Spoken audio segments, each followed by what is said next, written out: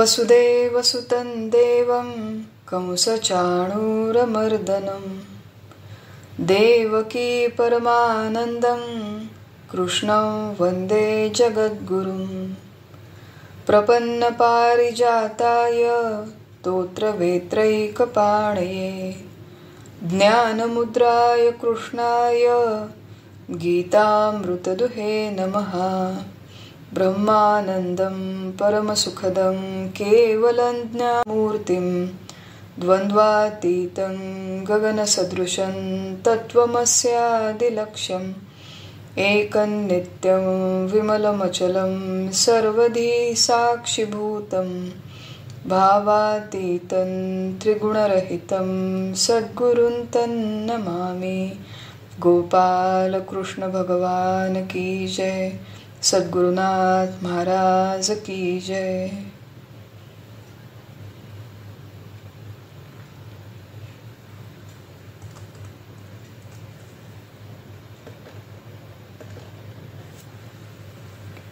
सब लोगों को प्रणाम, सबको वंदन करती हूँ। भगवद गीता के 5वें अध्याय का विचार समाप्त हो चुका है और आज हम लोग 6ठे अध्याय में प्रवेश करने वाले हैं। 5वां अध्याय जो हो गया उसके अंतिम कुछ श्लोकों का थोड़ा सा पुनर्विचार करते हैं। 5वें अध्याय के जो अंतिम 3 श्लोक है उन्हीं श्लोकों में 6ठे अध्याय का थोड़ा सा प्रास्ताविक, थोड़ी पार्श्वभूमि दी गई है। सबसे पहले हमने विचार किया था 25वें और 26वें श्लोक के बारे में, जिसमें भगवान कहते हैं लभन्ते ब्रह्म निर्वाणम ऋषयः क्षीण कल्मषाः। 2-3 महत्वपूर्ण बातें हमने देखी कि इस मार्ग में कर्म की महती इसलिए है कि मनुष्य की चित्त शुद्धि हो जाए। जिस तरह भगवान ने अध्याय 3, 4 और 5 इन 3 अध्यायों में कर्म का वर्णन किया है, उन सूचनाओं के अनुसार अगर हम लोग दिन प्रतिदिन के जीवन में कर्मों का पालन करें तो उसका परिणाम स्वरूप होता है क्षीण कल्मषाः। माने मनुष्य के मन में जो सारे पाप है, दोष है, वो क्षीण होते हैं, धीरे धीरे नष्ट होते हैं और मन शुद्ध होने लगता है। मन शुद्ध हो रहा है कि नहीं, ये चेक करने का सबसे आसान तरीका है कि इस आध्यात्मिक मार्ग में हमारी जो टेंडेंसी है वो धीरे धीरे दृढ़ होती है। शुरू में हम लोग जब श्रवण करते हैं, सुनते हैं, इन बातों का महत्व समझ में आता है, लेकिन प्रत्यक्ष इस दिशा में हम लोग कोई प्रयास नहीं करते। भाई समझ में आ रहा है कि गीता सुननी चाहिए, पढ़नी चाहिए, अपने समय का सदुपयोग करना चाहिए, ये सारी बातें समझ में आती है, लेकिन मनुष्य प्रत्यक्ष उस दिशा में प्रयास नहीं करता। अंतःकरण शुद्धि जितनी होती है उतनी मनुष्य को इस परमार्थ मार्ग में ज्यादा अधिक गति मिलती है, ज्यादा एक विशिष्ट दिशा मिलती है। उसके सारे प्रयास, उसकी सारी साधना एक दिशा में चैनलाइज हो जाती है, गति मिलती है और वो अधिकाधिक तेजी से इस मार्ग में प्रगति, उन्नति करने लगता है। तो आज अगर हम लोग स्टैग्नेंट हो गए हैं हमारे स्पिरिचुअल लाइफ में, तो उसका एक अर्थ ये है कि ठीक ठाक से अभी तक चित्त शुद्धि नहीं हुई, ठीक ठाक से अभी तक हमारे पाप या दोष मन के नष्ट नहीं हुए, इसलिए हमारी टेंडेंसी, इसलिए हमारी प्रवृत्ति नहीं होती ये मार्ग में। तो क्षीण कल्मषाः एक बात हमने देखी थी। छिन्न द्वैधा, जिस व्यक्ति के सारे संशय विकल्प नष्ट हो गए हैं। यतात्मानः, जिसका अंतःकरण पूरी तरह से नियंत्रित हो चुका है। काम क्रोध वियुक्तानाम, जो अपने मन के इन विकारों पर नियंत्रण पाता है। काम क्रोध से जिसका मन अब हो गया है, काम क्रोध विरहित हो गया है, ऐसे व्यक्ति का, ऐसे ऋषि का, ऐसे मुनि का वर्णन करते हुए भगवान अंत में कहते हैं अभी तो ब्रह्म निर्वाणम वर्तते। ऐसा ऋषि, ऐसा मुनि सब ओर से, सारी बाजुओं से निर्वाण ब्रह्म में रहता है। और सारी बाजुओं से निर्वाण ब्रह्म में रहता है, इसका मुख्य अर्थ हमारे दृष्टिकोण से है कि उसे जीवन मुक्ति का लाभ होता है।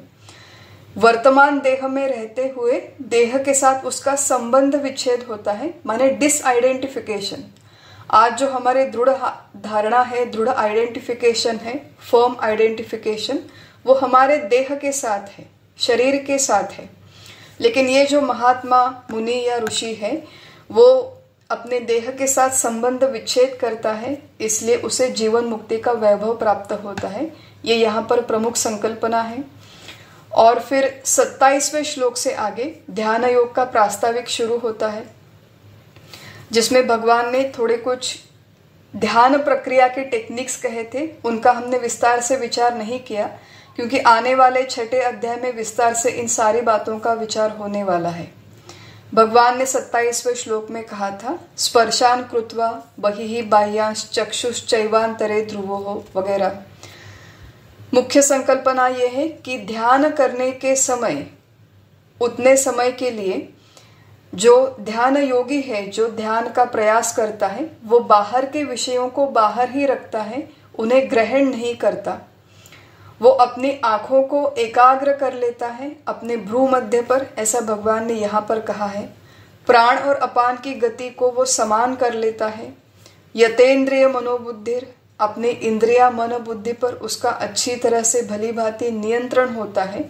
और इस तरह से जो व्यक्ति प्रयास करता है, विगत इच्छा भय क्रोधो, मन में अब उसके कोई इच्छा नहीं है, मन में उसके कोई भय नहीं है, कोई क्रोध नहीं है। अब भगवान ने इतने सारे प्रीरिक्विजिट्स दिए हैं प्रत्यक्ष ध्यान को प्रैक्टिस करने से पहले। विगत इच्छा भय क्रोध होना आवश्यक है। मान लीजिए, विजुअलाइज कीजिए थोड़ा सा कि सुबह कुछ घर में गड़बड़ हो गई और मुझे बहुत गुस्सा आया। संतप्त स्थिति में मैं हूं और ऐसे संतप्त स्थिति में मैं ध्यान प्रक्रिया के लिए बैठी, तो किस तरह का ध्यान लगेगा, कौन सा ध्यान लगेगा। अकेली हूँ घर में 3 दिन से, रात का समय आया, मुझे बहुत डर लगता है, और उसी डर की अवस्था में, उसी भयभीत अवस्था में अगर मैं ध्यान के लिए बैठती हूँ, प्रयास करती हूँ, तो कौन सा ध्यान लगने वाला है। प्रत्यक्ष ध्यान सिद्ध होने के लिए इस तरह मन में जो विकार है, विशेषतः विकारों के जो आवेग है, वो सारे के सारे शांत होना आवश्यक है। कोई भय नहीं, कोई चिंता नहीं, कोई क्रोध नहीं, कोई कामना नहीं। ऐसी स्थिति में जाकर जब मनुष्य ध्यान प्रक्रिया के लिए प्रत्यक्ष प्रयास करता है, उसके पश्चात वो ध्यान सिद्ध होने की संभावना है। तो ये सारी बातें जो है, इनसे 5वें अध्याय का अंत होता है। और आज हम लोग 6ठे अध्याय का प्रारंभ करेंगे। 6ठे अध्याय का नाम है ध्यान योग और दूसरा नाम है आत्म संयम योग। देखिए, यहाँ पर भी अध्याय के नाम में ही संयम है। अध्याय के नाम में ही संयम का अर्थ है नियंत्रण, डिसिप्लिन होना, अनुशासन होना। जब तक हमारे दिन प्रतिदिन के जीवन में अनुशासन नहीं है, डिसिप्लिन नहीं है, किसी तरह का नियंत्रण नहीं है, तब तक ये जो ध्यान योग में बातें कही है उनको प्रैक्टिस करना या फिर उस प्रैक्टिस की सिद्धि होना, ये दोनों ही संभव नहीं है। कर्मयोग ऐसा एक अध्याय है भगवत गीता में, जहाँ पे मनुष्य या साधक आए और तुरंत उसे कहे कि भाई कर्मयोग के लिए प्रारंभ करो, जो भी सूचनाएं दी है उसका पालन करो, कर्मयोग स्टार्ट करो, तो वो शुरू करना संभव है। भक्ति योग में अगर हम लोग मनुष्य को लेके जाए कि भाई यहाँ पे जो उपासना दी गई है, जिस प्रकार से दी गई है, उस प्रकार से तुरंत उपासना की शुरुआत करो, तो मनुष्य भक्ति योग की भी शुरुआत कर सकता है, उपासना की शुरुआत कर सकता है। लेकिन ध्यान योग के अध्याय में आकर मनुष्य को कहा जाए कि भाई ये जो टेक्निक है, ये टेक्निक है, ऐसे बैठो, इस तरह की मुद्रा करो, इस तरह से आंखें बंद करो और इस तरह से ध्यान करो। इस तरह की सूचनाएं देने से मनुष्य का ध्यान सिद्ध नहीं होता। मनुष्य भले ही इन टेक्निक्स के अनुसार ध्यान प्रक्रिया के लिए बैठ जाए, लेकिन उस ध्यान को प्रैक्टिस करना, उसको स्थिर करना और उसको सिद्ध करना, ध्यानावस्था में प्रवेश करना कोई आसान बात नहीं है। कर्मयोग और भक्ति योग को प्रैक्टिस करने के लिए इतने ज़्यादा पूर्व तैयारी की आवश्यकता नहीं है, लेकिन उसके तुलना में ध्यान योग में प्रवेश करने के लिए बहुत बड़े पूर्व तैयारी की आवश्यकता है। आज हम लोग यहाँ पर ध्यान योग का प्रत्यक्ष अभ्यास और पहले श्लोक का चिंतन शुरू करने से पहले काफ़ी सारे बैकग्राउंड की, पार्श्वभूमि की बातें हैं, उन्हें समझना यहाँ पे आवश्यक है। वो समझने का पहले प्रयास करते हैं।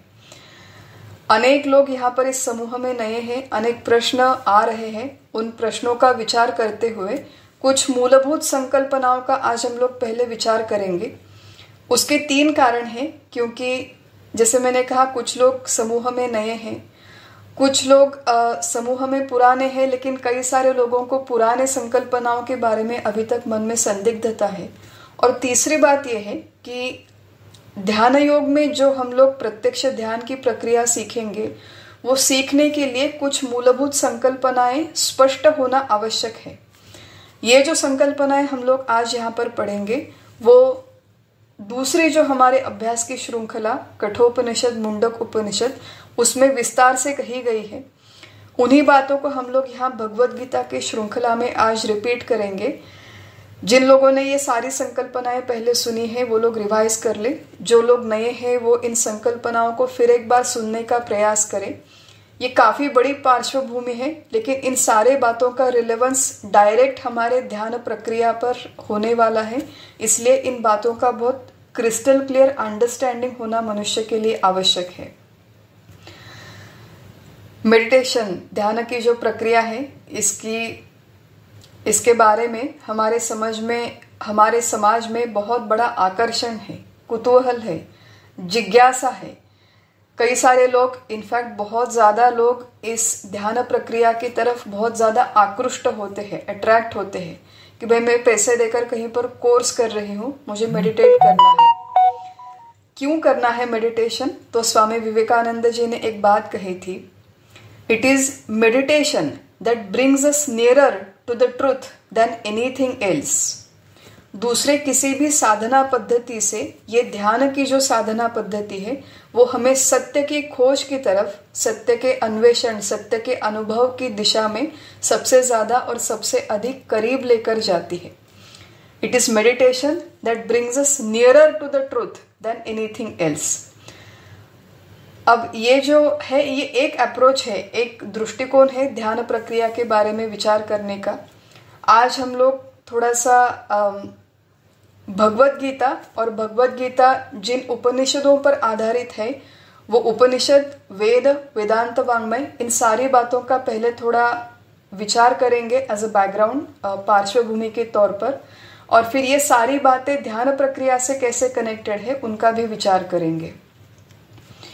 भगवद गीता की महती में शुरू में एक श्लोक आता है, सर्वोपनिषदो गावो दोग्धा गोपाल नंदनः पार्थो वत्स सुधीर भोक्ता दुग्धं गीतामृहं महत्।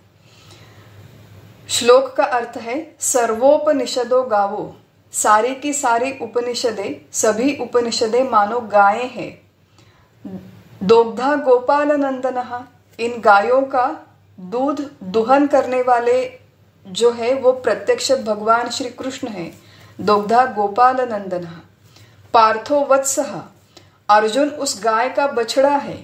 सुधीर भोक्ता, सुधी माने शुद्ध बुद्धि वाले लोग उस दूध का पान करते हैं, सेवन करते हैं।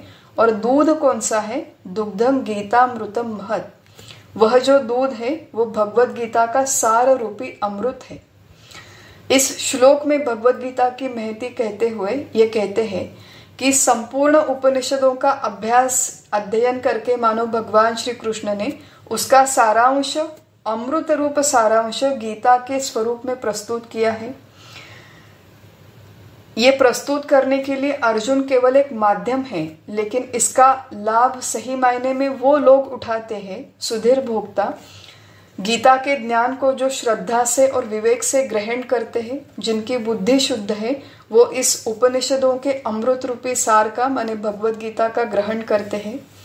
ये जो ज्ञान है ये अमृत के समान है। ये मनुष्य को तृप्त करने वाला, मनुष्य को शुद्ध करने वाला, उसके जीवन को दिशा देने वाला ज्ञान है। तो आज हम लोग जिस भगवद गीता का अभ्यास कर रहे हैं, ये सारे के सारे उपनिषदों का सार है जो प्रत्यक्ष भगवान ने हमारे लिए निकाला है। उपनिषद क्या है और वेद वाङ्मय क्या है, इसका थोड़ा सा ब्रीफली विचार करते हैं। वेद शब्द का अर्थ है ज्ञान।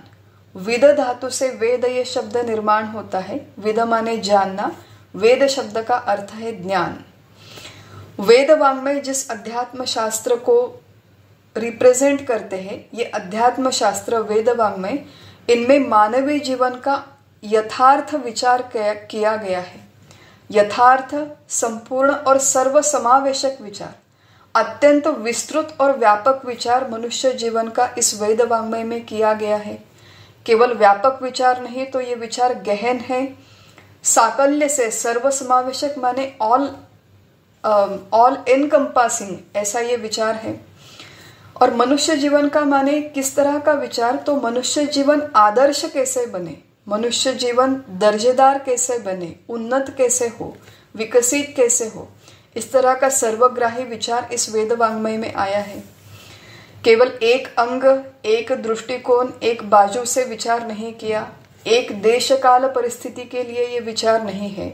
तो सारे मनुष्य दुनिया के चाहे किसी भी कोने में रहते हो, किसी भी देश में हो, किसी भी धर्म के हो, किसी भी काल के, किसी भी लोक परिस्थिति के, जीवन परिस्थिति के लोग हो, इन सारे के सारे लोगों का जीवन कार्यक्षम कैसे हो, इफेक्टिव, उत्साही, आनंदी, निर्भय कैसे हो, इन सारी बातों का साकल्य से विचार इस वेद वाङ्मय में किया गया है।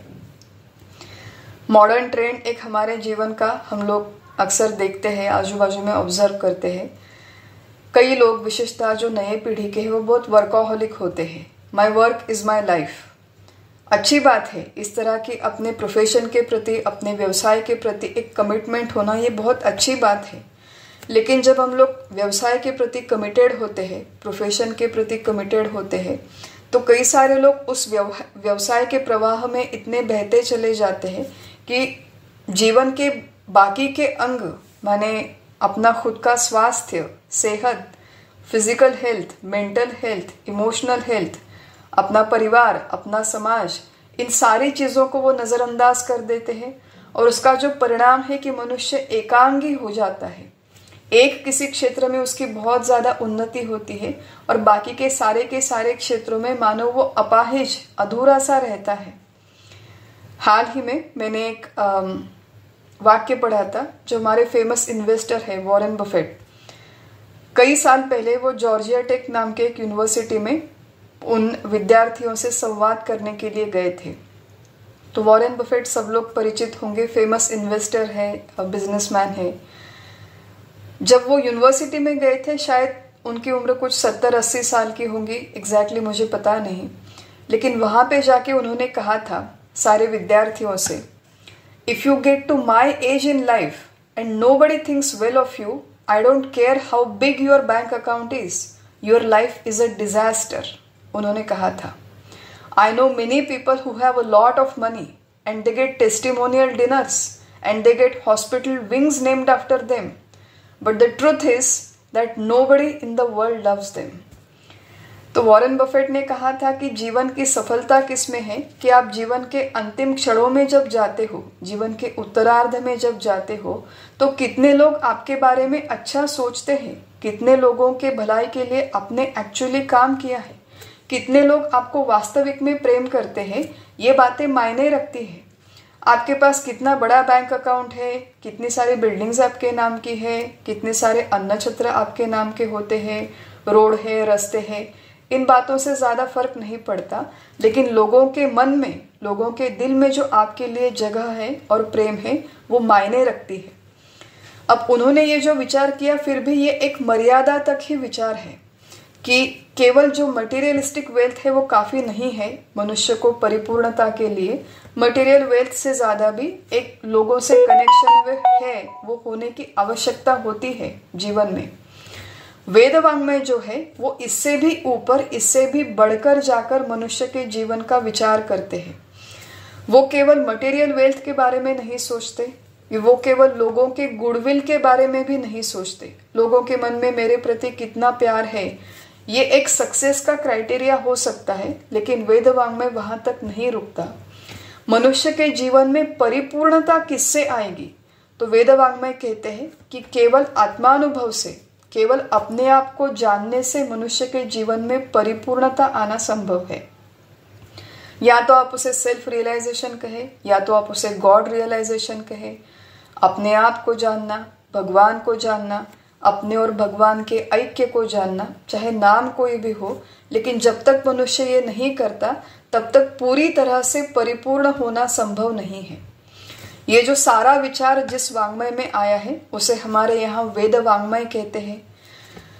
उपलब्ध भारत की इस विचारधारा में सबसे प्राचीनतम वाङ्मय ये वेद वाङ्मय है। ऐसा कहा जाता है कि वेदों के मंत्र, इन्हें श्रुति मंत्र कहा गया है। प्रगाढ़ ध्यानावस्था में जो ऋषि बैठे थे, उन्होंने इस ध्यानावस्था में इन मंत्रों को सुना, इसलिए इन्हें श्रुति मंत्र कहा जाता है। और इस ध्यानावस्था से बाहर आने के पश्चात उन्होंने इन मंत्रों को शब्दबद्ध किया, ग्रथित किया। ये जो सारे ऋषि हैं, ये वेदों के रचयिता नहीं, लेखक नहीं, तो इन्हें दृष्टा कहा जाता है। इन्होंने इन मंत्रों को देखा, ध्यानावस्था में प्रत्यक्ष देखा। वेदों के मंत्र ये ईश्वर के निश्वसित है, ऐसा भी कहा जाता है, प्रत्यक्ष ईश्वर की वाणी है।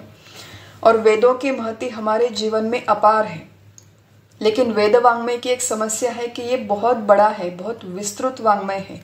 इसका अगर हम जैसे लोग अभ्यास करना चाहे तो किस तरह अभ्यास कर सकते हैं, ये हम लोगों के लिए एक बहुत बड़ा प्रैक्टिकल प्रश्न है। और उसके बारे में विचार करने से पहले वेदों का उपयोग, वेदों का उद्देश्य, वेदों की महती जो अलग अलग हमारे संस्कृति के बड़े बड़े ऋषि मुनियों ने लिख के रखी है, उसके बारे में थोड़ा सा विचार करते हैं कि इस संस्कृति में, इस परंपरा ने हमें क्या दिया है और इसका हमें किस तरह उपयोग करना चाहिए हमारे जीवन में, ये थोड़ा सा समझने का प्रयास करते हैं।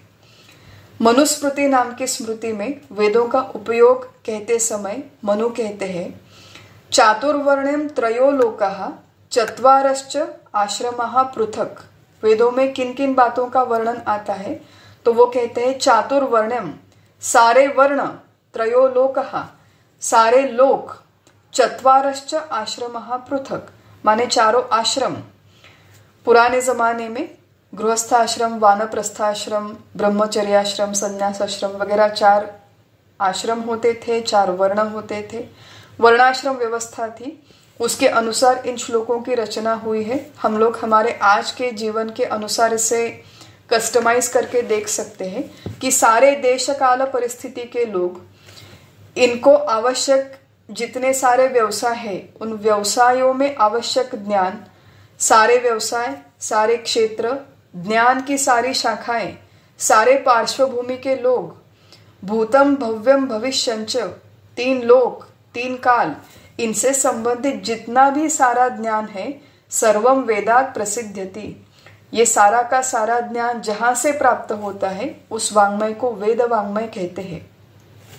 इस बहुत बड़े विस्तृत वेद वाङ्मय में किसी एक विशेष साहित्यिक कार्य का उल्लेख नहीं है। यहाँ पर एक ज्ञान के विशाल कोश का वर्णन किया गया है। चाहे वो विज्ञान हो, राजनीति हो, कृषि, काव्य, कला, संगीत, आयुर्वेद, सारे के सारे बातों का, विद्याओं का वर्णन इस वेद वाङ्मय में आया है। सायणाचार्य ये भी कहते हैं कि इष्ट प्राप्ति अनिष्ट परिहार्यो हो अलौकिकम उपायम। जीवन में अगर मनुष्य को इष्ट माने कल्याणकारक चीजों की प्राप्ति करनी है और अनिष्ट चीजों का परिहार करना है, तो ये सारा जिन ग्रंथों के माध्यम से हो सकता है, उन ग्रंथों को वेद वाङ्मय कहते हैं। इष्ट माने कल्याण। मनुष्य को अगर अपने जीवन में कल्याण हो, शुभ हो, हित हो, मेरा अपने जीवन में इस तरह की इच्छा है, तो वो कल्याणकारक वाङ्मय करने वाले वेदों का अध्ययन करे, अभ्यास करे, इस तरह का एक संकेत है। और अनिष्ट का परिहार करना है, माने अशुभ, बुरी और हानिकारक चीजों का त्याग करना है, तो उसके लिए भी वेद वाङ्मय का अभ्यास करे, इस तरह का निर्देश यहाँ पर आता है। प्रत्यक्षेणानुमित्या वा यस्तु पायो न विद्यते। हम लोग क्या यहाँ पर देख रहे हैं कि मनुष्य जीवन समृद्ध होने के लिए, मनुष्य जीवन को दिशा मिलने के लिए, मनुष्य को जीवन में उन्नत होने के लिए इन वेदों का अभ्यास करना आवश्यक है। एक ऐसा ज्ञान है प्रत्यक्षेणानुमित्या वा, जो प्रत्यक्ष प्रमाण से माने ज्ञानेंद्रियों से समझा नहीं जा सकता, उसे अतीन्द्रिय ज्ञान कहते हैं। Beyond our senses, beyond our mind, beyond our intellect, beyond any form of knowing anything. ज्ञान होने के जितने सारे प्रकार हैं, उनसे परे एक अतीन्द्रिय ज्ञान है, उसे अपने आत्मस्वरूप का ज्ञान कहते हैं। उस आत्मस्वरूप का अतीन्द्रिय ज्ञान करवाने वाला जो वाङ्मय है, वो वेद वाङ्मय है। भारत में इस तरह की परंपरा वेद वांग्मय की जो परंपरा है, वेद वांग्मय का जो अध्ययन है, ये किसी कोर्स के माध्यम से कभी नहीं हुआ। अनेकानेक शताब्दियों से मौखिक रूप से एक पीढ़ी से दूसरी पीढ़ी तक ये ज्ञान चला आ रहा है। बाद के दिनों में ये जो सारा ज्ञान है ये ग्रंथों के स्वरूप में लिखा गया। आज हम लोग जो पढ़ते हैं वो ग्रंथों के माध्यम से पढ़ते हैं, लेकिन पुराने जमाने में केवल मौखिक स्वरूप से इसका संक्रमण होता था इस वेद विद्या का। अब ये जो इतनी बड़ी वेद विद्या है, प्रारंभ में ऐसा माना जाता है कि वेदों में अप्रोक्सीमेटली कुछ 1 लाख मंत्र है सारे के सारे वेद वांग्मय में। उसमें से 80,000 मंत्र ये कर्म कांड के हैं, 16,000 मंत्र ये उपासना के हैं और 4,000 मंत्र ज्ञान विषयक है। कुल 80% मंत्र कर्म कांड के, 16% उपासना कांड के और 4% ज्ञान कांड के।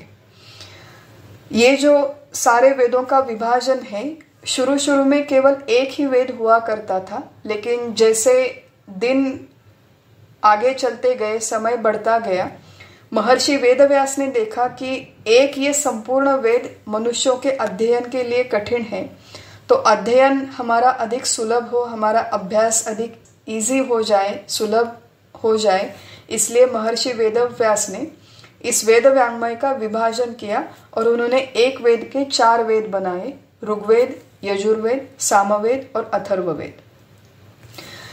दूसरी तरह से भी इस वेद वांग्मय का विभाजन होता है और वो विभाजन कुछ इस तरह है कि वेदों में एक जो विभाग है उसे मंत्र विभाग कहते हैं, उसे संहिता विभाग भी कहते हैं, जिसमें मुख्यतः केवल मंत्रों का समावेश आया है। दूसरा जो विभाग है उसे ब्राह्मण विभाग कहते हैं। ब्राह्मण विभाग में उन मंत्रों का स्पष्टीकरण आया है। ब्राह्मण विभाग के और 3 आगे उपविभाग है। उन उपविभागों को ब्राह्मण, आरण्यक और उपनिषद ऐसे कहा जाता है। तो वेद वांग्मय के विभाजन में सबसे पहले या तो ऋग्वेद, यजुर्वेद, सामवेद, अथर्ववेद ये विभाजन का एक तरीका है। कर्म कांड, उपासना कांड, ज्ञान कांड ये विभाजन का दूसरा तरीका है। संहिता और ब्राह्मण ये विभाजन का तीसरा तरीका है। इसमें से जो ब्राह्मण भाग है स्पष्टीकरण वाला, उसके और 3 उपविभाग होते हैं। ये एक जनरल स्ट्रक्चर है सारे वेद वांग्मय का। हमारा जो मुख्य लेन देन है आज के अगर जमाने में हम लोग देखें तो कर्म कांड और उपासना कांड के अधिकांश मंत्र ये एक तो कालबाह्य हो चुके हैं या फिर हम जैसे सामान्य प्रापंचिक लोगों के डे टू डे लाइफ का ये हिस्सा नहीं है। They have become obsolete for most of us. काफी सारी वेद पाठशालाएं हैं जहां पर अभी भी इनका अध्ययन होता है, पठन होता है, अभ्यास होता है और वो आवश्यक भी है, लेकिन हम जैसे लोगों का इन मंत्रों के साथ, कर्म और उपासना कांड के मंत्रों के साथ कुछ खास संबंध नहीं रहा। हम जैसे लोगों का संबंध किससे है तो वो मुख्यतः ज्ञान कांड, और ज्ञान कांड में जो चीजें आती है वो कुछ आरण्यक की बातें और कुछ उपनिषद, ये सब कुछ मिलाकर ज्ञान कांड होता है। इसी ज्ञान कांड को वेदांत कहते हैं। वेदों के अंत में आने वाला, towards the end of Vedas, इसलिए उसे ज्ञान कांड कहते हैं, इसलिए उसे वेदांत कहते हैं। या फिर वेदों का अंतिम निर्णय जिसमें दिया गया है ये वो वेद वांग्मय, इसी को वेदांत भी कहते हैं, इसी को उपनिषद भी कहते हैं। ये जो उपनिषद या फिर वेदांत है, कुल 108 उपनिषद माने गए हैं। प्रत्येक वेद के अंत में ये उपनिषद आते हैं।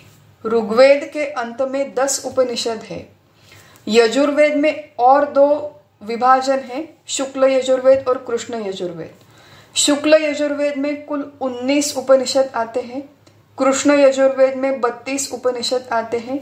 सामवेद में 16 उपनिषद आते हैं और अथर्व वेद में कुल 31 उपनिषद आते हैं।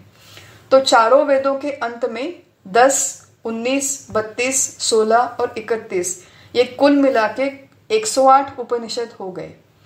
इन 108 उपनिषद में से जो 10 उपनिषद है वो प्रमुख माने गए हैं। क्यों प्रमुख माने गए हैं? क्योंकि इन 10 उपनिषदों पर भगवान शंकराचार्य ने कमेंट्री लिखी है, टीका लिखी है। तो हम लोग कहां से कहां तक आए कि मनुष्य के कल्याण का सर्वतोपरि विचार जिसमें किया गया है वो वेद वांग्मय। उसमें है 1 लाख मंत्र, उसमें है ज्ञान कांड के जो उपनिषदों के मंत्र है वो हमारे जीवन से रिलेटेड है, लेकिन उपनिषद वांग्मय भी बहुत ज्यादा है। वेदांत में जो उपनिषद आते हैं वो 108 है। हम में से लोगों को, कितने लोगों के पास 108 उपनिषद पढ़ने के लिए टाइम है? कितने लोगों के पास ये किताबें खरीदने के लिए या फिर पढ़ने के लिए टाइम है? किसी के पास नहीं है।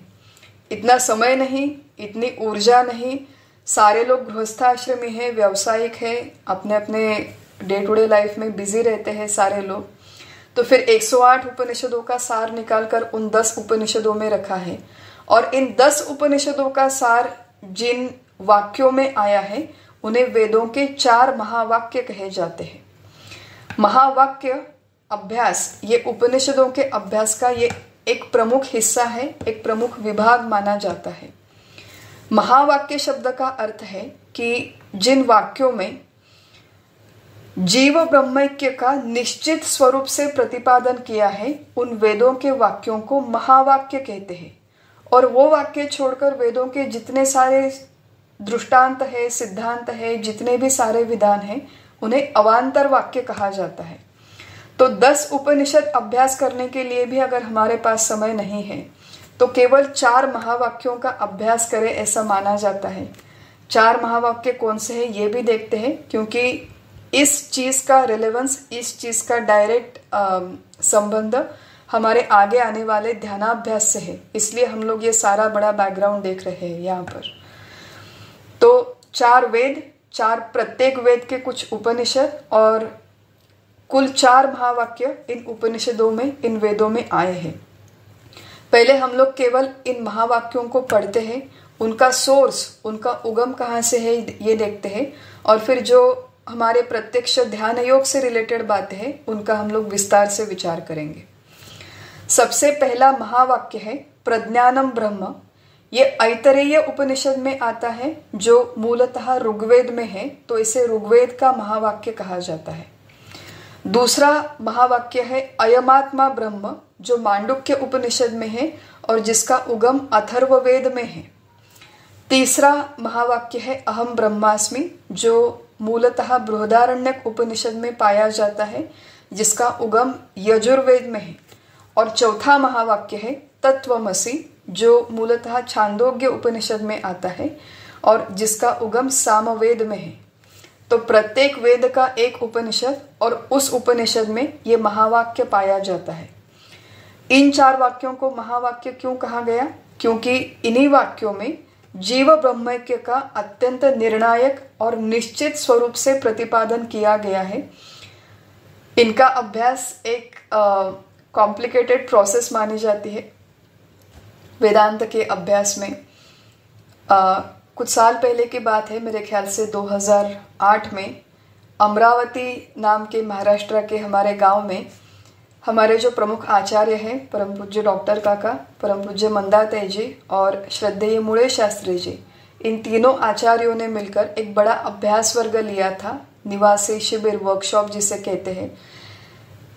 जिस अभ्यास वर्ग में 4 दिनों के लिए केवल इन 4 महावाक्यों का विस्तार से विचार होता रहा।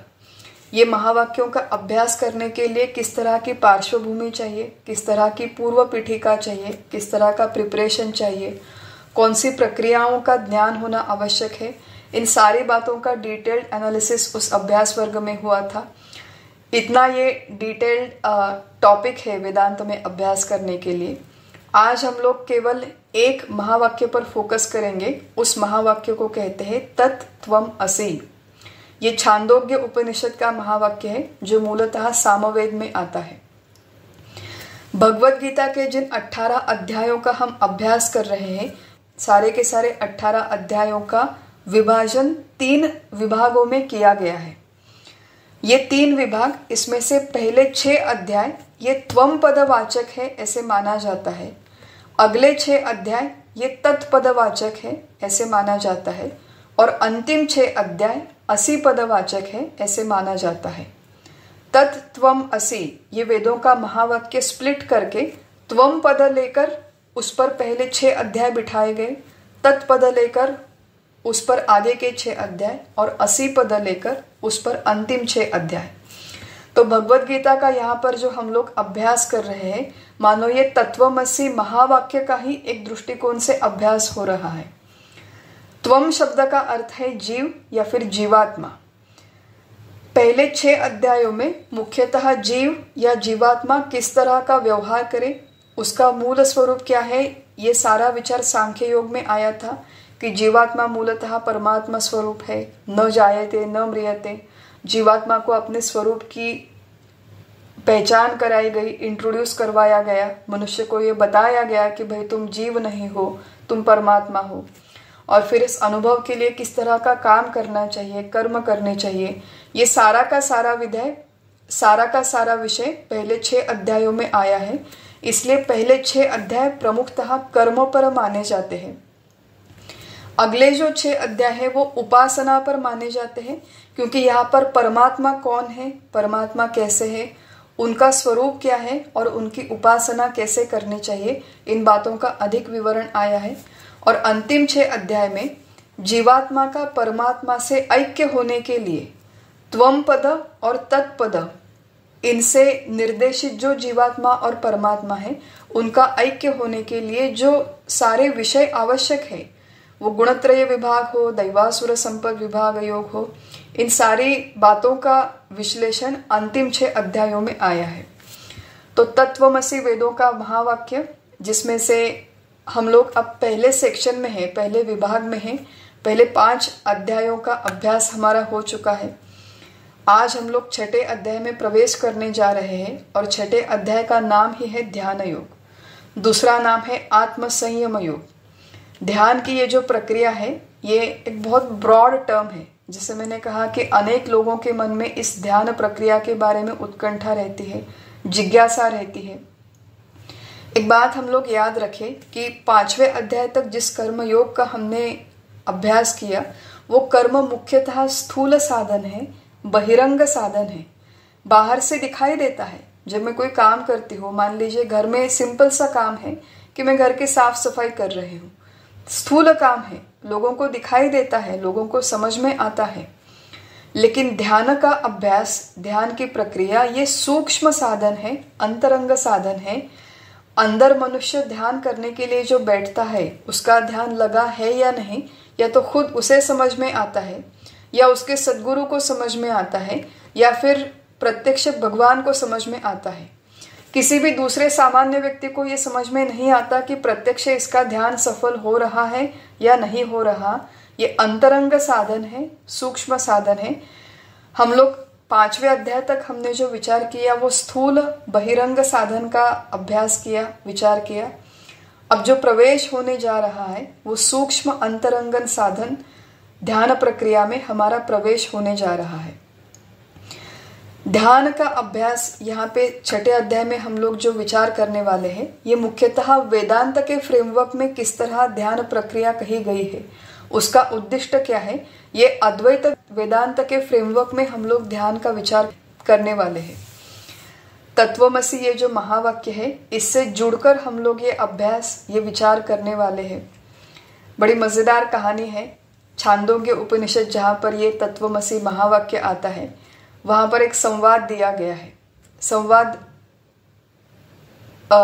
संवाद शुरू होने से पहले एक कथा दी गई है कि वहां पर श्वेतकेतु नाम का एक बालक, एक युवक गुरु घर में जाता है, गुरुकुल में जाता है, बहुत सारा ज्ञान संपादन करता है। और इतना सारा ज्ञान संपादन करने के पश्चात अपने घर में आता है। लेकिन घर में आता है तो अहंकार से फूला हुआ ये श्वेतकेतु घर में आता है और अपने पिताजी के सामने जाकर खड़ा रहता है। पिताजी का नाम है उद्दालक ऋषि या फिर आरुणी ऋषि। ये उद्दालक ऋषि देखते हैं कि मेरा बेटा गुरुकुल में तो गया, बहुत सारा ज्ञान तो संपादन कर लिया, लेकिन अभी तक इसका अहंकार नहीं गया, अहंकार की निवृत्ति नहीं हुई। तो पिताजी जो उद्दालक ऋषि है, वो अपने बेटे से एक प्रश्न पूछते हैं, तुमने इतनी सारी बातें पढ़ी, इतने सारे विषयों का ज्ञान तुमने संपादन किया, लेकिन एक ऐसा कौन सा तत्व है जो जानने के पश्चात मानो सब कुछ जाना हुआ सा होता है। बहुत सुंदर और मार्मिक प्रश्न है। ये जो प्रश्न है, ये उपनिषद वाङ्मय में 2 जगह पर आता है। मुंडक उपनिषद में ये प्रश्न शौनक नाम का एक महाशाल गृहस्थ जो शिष्य है वो अपने श्री गुरु को जाकर यही प्रश्न पूछता है। और यहाँ पर उद्दालक ऋषि जो गुरु की भूमिका में है वो गुरु अपने शिष्य से यहाँ पर वही प्रश्न करते हैं कि ऐसा एक कौन सा तत्व है वो जानने के पश्चात मानो ये सब कुछ जाना हुआ सा हो जाता है। श्वेतकेतु क्लीन बोल्ड हो जाता है, उसे प्रश्न ही समझ में नहीं आता और उसे ये समझ में आता है कि बाकी सारी चीज़ों तो मैंने पढ़ ली, बाकी सारे विषयों का तो ज्ञान मुझे हो गया, लेकिन एक ऐसे यूनिवर्सल तत्व का मुझे ज्ञान नहीं हुआ जो जानने के पश्चात मानो सब कुछ जाना हुआ सा होता है। तो श्वेतकेतु और उद्दालक ऋषि के बीच में वो बहुत बड़ी कथा चलती है, रोचक कथा है। 9 बार श्वेतकेतु जाता है अपने पिताजी के पास, 9 बार अलग अलग दृष्टांत देके अंत में उद्दालक ऋषि उसे समझाते हैं तत् त्वम असि, तुम वो हो। अब तुम कौन, वो कौन और असि माने क्या, ऐक्य कैसे होता है, ये सब कुछ पढ़ने के लिए इस महावाक्य का विस्तृत अभ्यास होना आवश्यक है। ये अभ्यास हम लोग यथावकाश करेंगे, लेकिन यहाँ पर जो अभ्यास विचार हम लोग करने वाले हैं ये मुख्यतः ध्यान योग के कॉन्टेक्स्ट में ये अभ्यास होगा। ध्यान योग के संदर्भ में जितनी बातें आवश्यक है उनके बारे में हम लोग विचार करेंगे। प्रत्यक्ष पहले श्लोक को शुरू करने से पहले ध्यान इस प्रक्रिया के बारे में थोड़ा सा एक बैकग्राउंड सेट कर लेते हैं, थोड़ा सा पहले विचार करते हैं। तो ये जो सारी है ये पार्श्वभूमि है कि हम लोग यहाँ पर जो ध्यान की प्रक्रिया सीखेंगे, जहाँ पर जिसका वर्णन होगा वो वेदांतिक फ्रेमवर्क में अपेक्षित, वेदांतिक फ्रेमवर्क में जिस तरह ध्यान का वर्णन हुआ है वो धागा पकड़कर, वो फाउंडेशन लेकर हम लोग ध्यान का अभ्यास करेंगे। ये ध्यान का अभ्यास यहाँ पर जो हो रहा है ये केवल शाब्दिक स्तर पर है। जिस तरह ऑनलाइन अनेकानेक वर्कशॉप होते हैं कि भाई एक जगह पर बैठो, फिर इंस्ट्रक्टर कोई इंस्ट्रक्शंस देता है, आंखें बंद करो, इस तरह की मुद्रा करो, उस तरह का हम लोग प्रैक्टिकल डेमो यहाँ पर देने वाले नहीं है, उस तरह का अभ्यास नहीं है। ये हम लोग यहाँ पर केवल एक्सप्लेनेशंस देने वाले हैं कि ये प्रक्रिया कैसे होती है। प्रत्येक व्यक्ति, प्रत्येक साधक, प्रत्येक मुमुक्षु प्रत्यक्ष किसी न किसी अधिकृत सद्गुरु के पास जाकर ये प्रक्रिया सीखे। यहाँ पर हम लोग केवल टेक्निक जो वेदांत फ्रेमवर्क के अनुसार है उसका विचार करने वाले हैं। ये विचार होना क्यों आवश्यक है? क्योंकि इस शब्द के साथ बहुत सारी प्रक्रियाएं जुड़ी हुई है, बहुत सारे सीखने के और सिखाने के तरीके हैं, बहुत सारे मिसअंडरस्टैंडिंग्स भी समाज में इसके बारे में फैले हुए हैं। कुछ दिन पहले की बात है, कुछ साल पहले की बात है, हमारे गुरुजी के यहाँ कोई आया हुआ था और कह रहा था कि मैं 2 घंटे के लिए ध्यान का प्रयास करता हूँ दिन में, सुबह 1 घंटा और शाम को 1 घंटा। तो गुरुजी ने पूछा भाई क्या करते हो, नया नया था बंदा, क्या करते हो तुम ध्यान की प्रक्रिया में? उसने कहा, बहुत मज़े की बात थी कि मुझे ना गीता के सारे 18 के 18 अध्याय मुखोद्गत है, मेमोराइज कर लिए है मैंने, या फिर मुझे विष्णु सहस्त्र नाम पता है, मुझे राम रक्षा पता है। तो जब मैं ध्यान के लिए बैठता हूँ उस 1 घंटे में जितने सारे स्तोत्र हैं, जितने सारे अध्याय हैं, वो अपने आप में मेमोराइज करके देखता हूँ। तो ये उस व्यक्ति का ध्यान था, सारे के सारे स्तोत्रों को याद करना, स्मरण करना, मन ही मन में उसका पठन करना। कई सारे लोग हैं जो मिले हैं, कहते हैं कि भाई हम लोग अमुक अमुक जगह पर गए थे, हमने ध्यान का क्लास लगाया। भाई क्या किया आपने ध्यान के क्लास में जाकर? तो वहाँ पे बहुत सुंदर लाइटिंग थी, हम लोग लेटे हुए थे और वहाँ पर एक इंस्ट्रक्टर है जो सूचनाएं दे रहा था कि भाई ऐसे इमेजिन करो कि तुम किसी पहाड़ पर गए हो, वहाँ पर बहुत सुंदर वातावरण है, वहाँ पर सूर्योदय हो रहा है, सुंदर से बादल है। तो इसे विजुअलाइजेशन टेक्निक कहते हैं। कई सारे इंस्ट्रक्टर्स हैं जो इस तरह के विजुअलाइजेशन टेक्निक्स सिखाते हैं और उसी को ध्यान कहते हैं। कई सारे लोग हैं कि वो म्यूजिक सुनते हैं और उस म्यूजिक के ऊपर कॉन्सेंट्रेट करने का प्रयास करते हैं। कई सारे लोग, मुझे पता है कि जो जितने भी सारे प्रवचन उन्होंने सुने हैं सत्संग में, वो सारे के सारे प्रवचनों में जो भी सुना वो याद करने का प्रयास करते हैं उतने 1 घंटे में जो ध्यानाभ्यास होता है। तो ये सारी बातें बुरी है या गलत है ये यहाँ पर कहने का मतलब नहीं है। हम लोग इन सारी बातों को उपासना कह सकते हैं, एक मन एकाग्र करने की प्रक्रिया कह सकते हैं, लेकिन वेदांत के दृष्टिकोण से जो ध्यान कहा गया है वो ये ध्यान नहीं है। आजकल तो लोग हजारों अनेकानेक उद्दिष्ट से ध्यान का अभ्यास करते हैं। सबसे महत्वपूर्ण जो है कि भाई मन शांति के लिए वहां पर मैं जाती हूँ तो 1 घंटे के लिए मुझे बहुत अच्छा लगता है। क्यों अच्छा लगता है? क्योंकि घर के जो जितने सारे झमेले हैं, शोर शराबा है, वो सारा वहां पे नहीं होता। 1 घंटे के लिए थोड़ा शांत हो जाते हो, म्यूजिक सुनते हो, कुछ सुंदर सा विजुअलाइज कर लेते हो वगैरह, तो शांत लगता है, अच्छा लगता है। मन शांति के लिए कई लोग करते हैं।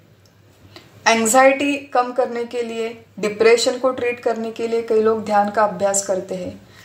मैंने सुना है कि अपना शारीरिक और मानसिक संतुलन बनाए रखने के लिए, to maintain some mental sanity हम लोग जिसे कहते हैं, उसके लिए कई लोग ध्यानाभ्यास करते हैं। इम्यूनिटी अपनी बढ़ती है इसलिए कई लोग ध्यानाभ्यास करते हैं। एग्जाम के पहले मेरा बहुत अच्छी तरह से फोकस हो जाए इसलिए विद्यार्थी मेडिटेट करते हैं, रिलैक्स होने के लिए करते हैं, अपने मूड स्विंग्स को ट्रीट करने के लिए करते हैं। तो ये जो सारे हैं ये ध्यान के उद्दिष्ट है, ये व्यावहारिक उद्दिष्ट है, ये सारी पेरिफेरल उद्दिष्ट है, गौण उद्दिष्ट, पेरिफेरल बातें हैं। ध्यान के माध्यम से ये सब होना संभव है। It actually happens. आप रिलैक्स हो जाते हो, आपके एंजाइटी कम हो जाती है, आपको शांत लगता है, आपको अच्छा लगता है, स्वास्थ्य वगैरह बनता है। That actually happens, but that is not the main purpose of meditation. कई सारे लोग हैं कि जो किसी अलौकिक सिद्धि की प्राप्ति के लिए ध्यान करते हैं, ऑकल्ट पावर जिसे हम कहते हैं, मिस्टिकल या फिर सुपरनैचुरल पावर प्राप्त करने के लिए ध्यान का अभ्यास करते हैं। एक विशिष्ट तरह की प्रक्रिया कुछ कहीं पर जाकर सीखते हैं।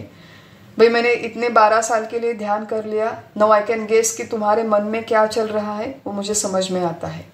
भूतकाल में क्या था, भविष्य काल में क्या होने वाला है, इन सारी सिद्धियों को प्राप्त करने के लिए कई लोग मेडिटेट करते हैं। जो भक्त है वो अपने भगवान का, प्रभु का दर्शन करने के लिए ध्यान करते हैं कि मुझे चतुर्भुज विष्णु का दर्शन हो, मुझे देवी का दर्शन हो, मुझे दत्त का दर्शन हो, मुझे श्री राम का दर्शन हो वगैरह। तो ये सारी बातें जैसे मैंने कहा ध्यान के माध्यम से हो सकती है। If you do it using the right technique under the guidance of right teacher, आपको थोड़ी बहुत ये सिद्धियां प्राप्त हो सकती है, चाहे भगवान के दर्शन भी हो सकते हैं, आपका मूड ठीक है, रिलैक्स हो जाते हो वगैरह। ये सारी बातें होना संभव है, पॉसिबल है, लेकिन वेदांत के दृष्टिकोण से ये ध्यान का प्रमुख उद्दिष्ट नहीं है। These are all side effects. Side effect के लिए ध्यान करना चाहते हो तो करो, लेकिन उसमें जो मुख्य उद्दिष्ट है वो सिद्ध नहीं होगा।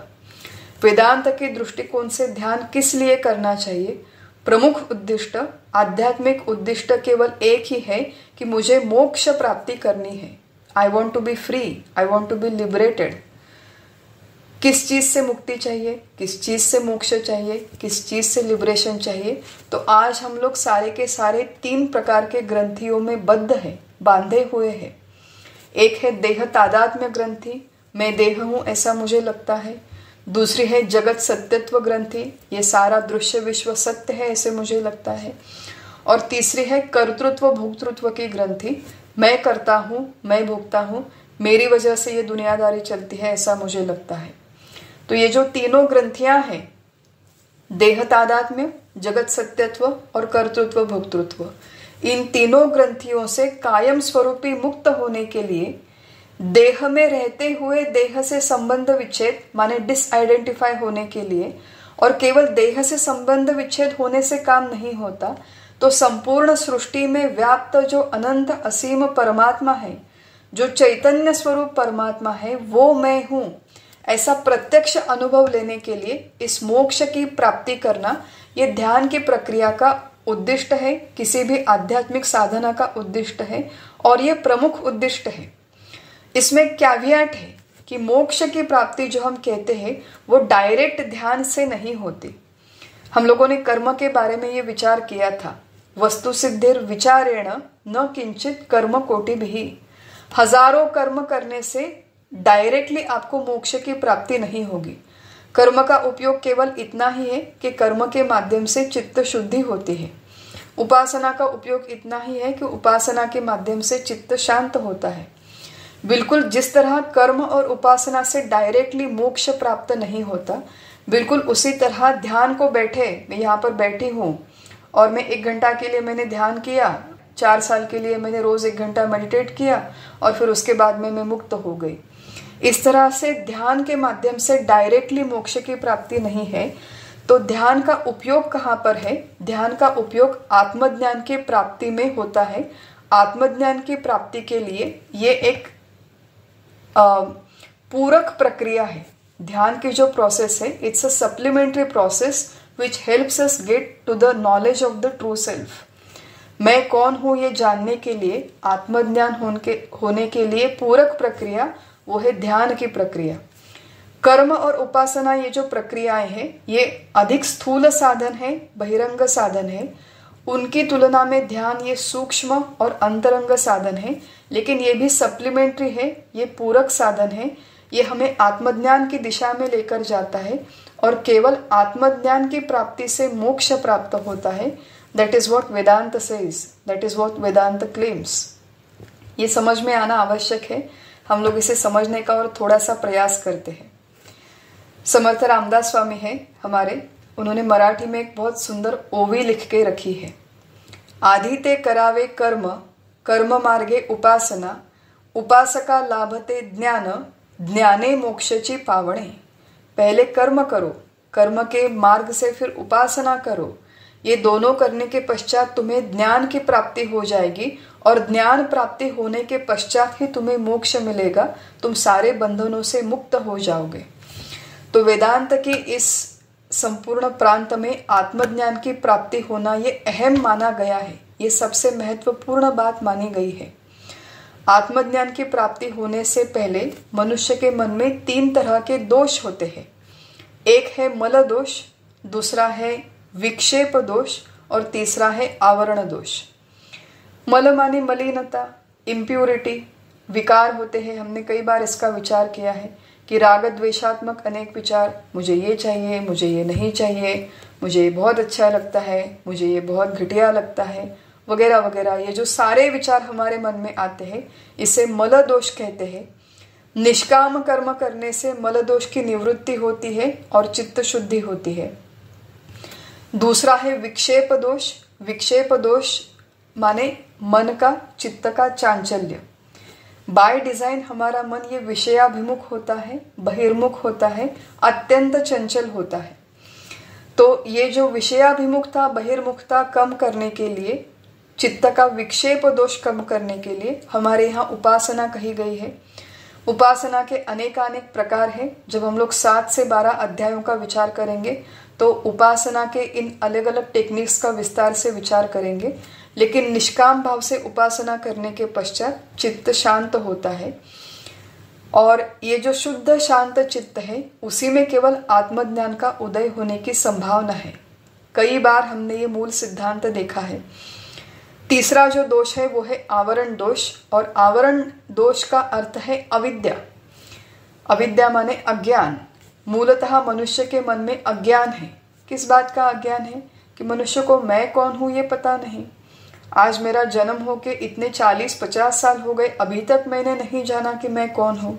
मुझे अभी तक लगता है कि मैं ये देह हूँ, अभी तक लगता है कि जग सत्य है। तो ये सारा अज्ञान है from the perspective of Vedanta. इस अज्ञान का हमारे मन पर, अंतःकरण पर आवरण है। इस आवरण दोष को दूर करने के लिए मनुष्य को ज्ञान प्राप्ति करना आवश्यक है। और ये जो ज्ञान प्राप्ति है, ये उपनिषदों के अभ्यास से होती है। हम लोगों ने विचार किया था कि श्रवण, मनन और निदिध्यासन ये उपनिषदों का ज्ञान प्राप्त करने के प्रमुख साधन कहे गए हैं। श्रवण माने उपनिषदों में जितने सारे आत्मविद्या के सिद्धांत दिए गए हैं, उन्हें अच्छी तरह से सुने। इन सारी बातों की क्रिस्टल क्लैरिटी हमारे मन में होना आवश्यक है। जब तक ये सिद्धांत समझ में नहीं आते, तब तक श्रवण करते रहे। श्रवण करने के पश्चात एक ऐसा समय आता है कि जीव, जगत, ईश्वर, माया और ब्रह्म, इन सारे घटकों का हमें अच्छी तरह से ज्ञान हो गया है, शाब्दिक ज्ञान, थ्योरेटिकल नॉलेज। लेकिन इसके बारे में कई सारे संशय अभी तक मन में शेष है। उन संशयों को निवारण करने की प्रक्रिया को मनन कहते हैं। मनन माने साधक बाधक विचार। कई सारे विचार हैं जो मुझे आत्मविद्या की प्राप्ति के मार्ग में साधक है माने उस दिशा में लेकर जाते हैं। कई विचार बाधक है माने आत्मज्ञान होने से रोकते हैं। इन सारे साधक बाधक विचारों को करके मन के सारे संशयों का निवारण करना उसे कहते हैं मनन। जब तक समझ में नहीं आता तब तक श्रवण करें, जब तक कन्विंस नहीं होते तब तक मनन करें। अब श्रवण हो गया, अच्छी तरह से समझ आ गई, मनन हो गया, I am now completely convinced कि उपनिषदों में जो भी कहा है, तत्वमसि महावाक्य से जो भी निर्देश किया गया है, अहम ब्रह्मास्मि महावाक्य से जो भी निर्देश किया गया है, वो तत्वज्ञान सत्य है। मैं वास्तविक में देह नहीं हूँ, मैं चैतन्य स्वरूप परमात्मा हूँ, मैं परब्रह्म हूँ। ये बातें शाब्दिक स्तर पर अब पूरी तरह से मनुष्य कन्विंस हो गया है, क्लैरिटी आ गई है, बुद्धि में ये सारे विचार स्पष्ट है, लेकिन अभी तक अनुभव नहीं आया। तो अनुभव आने के लिए जो प्रक्रिया होती है उसे निदिध्यासन कहते हैं, उसी को वैचारिक ध्यान कहते हैं। वैचारिक ध्यान माने वो ध्यान जो मुख्यतः विचारों के माध्यम से किया जाता है। सद्गुरु शिष्य को उपदेश करते हैं तत्त्वम असि। वेदांत के किसी भी संप्रदाय में जब गुरु से शिष्य को उपदेश होता है उसमें तत्वमसि महावाक्य का डायरेक्टली इनडायरेक्टली किसी ना किसी माध्यम से स्पष्टीकरण होता है। अलग अलग संप्रदाय में ये प्रक्रिया अलग अलग तरह से हो सकती है, लेकिन डायरेक्टली इनडायरेक्टली इस महावाक्य का प्रतिपादन हो, इसका स्पष्टीकरण हो, ये गुरु का कर्तव्य है, सद्गुरु का कार्य है। और एक बार सद्गुरु ने अच्छी तरह से समझाया तत्वमसि का अर्थ तो शिष्य का कर्तव्य है, शिष्य का उत्तरदायित्व है उस तत्वमसि को कन्वर्ट कर ले, उसका रूपांतर कर ले सोहम साधना में। सहा अहम, सहा माने वो माने क्या, तत्, वो परब्रह्म, अहम मैं हूं। श्री गुरु कहते हैं तत्वमसि, शिष्य कहता है सोहम। और ये केवल कहता है मतलब मैं कहती हूँ मैं मुक्ता हूँ, इस तरह से प्रत्यक्ष वाणी से कहने की बात नहीं है। विचारों में वो क्लैरिटी आना आवश्यक है, विचारों में वो कन्विक्शन आना आवश्यक है। और ये जो कन्विक्शन आने के पश्चात प्रत्यक्ष अनुभव की दिशा में जो प्रक्रिया होती है उसे कहते हैं निदिध्यासन, उसे कहते हैं वेदांत में वेदांतिक ध्यान या फिर वेदांतिक निदिध्यासन। ये एक वैचारिक प्रक्रिया है जो मुख्यतः तत्वमसि और सोहम पर आधारित है। इसका जो विचार है हम लोग आने वाले सत्रों में विस्तार से करेंगे, लेकिन ये जो ध्यान की प्रक्रिया है मुख्यतः इसमें विचार है कि सहा माने परमात्मा तत्व, अहम माने मैं जीवात्मा। ध्यान की इस प्रक्रिया में अहम सहा में विलीन होना आवश्यक है, अपेक्षित है। ध्याता ध्येय ध्यान इस त्रिपुटी का पूरी तरह से लय होना आवश्यक है, अपेक्षित है। और ये मुख्यतः विचारों के माध्यम से होने वाली प्रक्रिया है, इसीलिए इसे निदिध्यासन कहते हैं। ये निदिध्यासन करने के लिए बहुत बड़ी पूर्व तैयारी होना आवश्यक है। जिसे मैंने कहा कि ये विचार समझने के लिए even to understand what is being said by तत्वमसि और सोहम, उसके पहले एक रिफाइंड सूक्ष्म बुद्धि तैयार होने की आवश्यकता है, जो कर्म और उपासना करने के पश्चात धीरे धीरे सूक्ष्म होती है।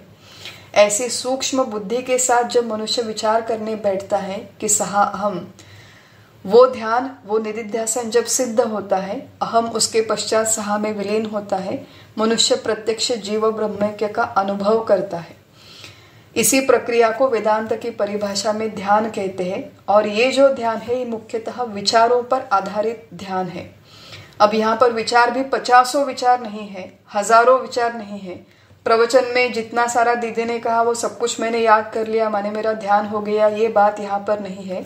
तो यहाँ पर अंत में एकाग्रता अपेक्षित है। तैल धारावत उस तत्व को पकड़ के रखना, सहा से जिसका निर्देश किया गया है उस परमात्मा तत्व को एकाग्र सूक्ष्म अंतःकरण वृत्ति से पकड़ के रखना और उसी सहा में अपने अहम को विलीन करना विचारों के माध्यम से, ये होता है सोहम ध्यान, सोहम निदिध्यासन, वैचारिक ध्यान की प्रक्रिया। इस प्रक्रिया के माध्यम से जब आत्मज्ञान होता है उसी के पश्चात मोक्ष है। आदि ते करावे कर्म, कर्म मार्गे उपासना, उपासका लाभते ज्ञान, ज्ञाने मोक्षची पावणे। जीवात्मा को जब ये दृढ़, अपरिवर्तनीय और अपरोक्ष ज्ञान होता है कि मैं देह नहीं हूँ, देह सापेक्ष चैतन्य इतना मेरा मर्यादित स्वरूप नहीं है, तो मैं अनंत असीम परमात्मा हूँ, ये प्रत्यक्ष जब उसे ज्ञान होता है, उसी ज्ञान के पश्चात ही गेट्स लिबरेटेड, उसे मोक्ष प्राप्त होता है, माने जीवन मुक्ति प्राप्त होती है। मोक्ष का अर्थ ये नहीं कि उसका देह मर गया। कई सारे लोगों को ऐसा डर लगता है कि भाई मैं ध्यान के लिए बैठूंगी और मान लीजिए मेरी ऐसे समाधि लग गई और उसी के पश्चात मेरी मृत्यु हो गई तो क्या होगा।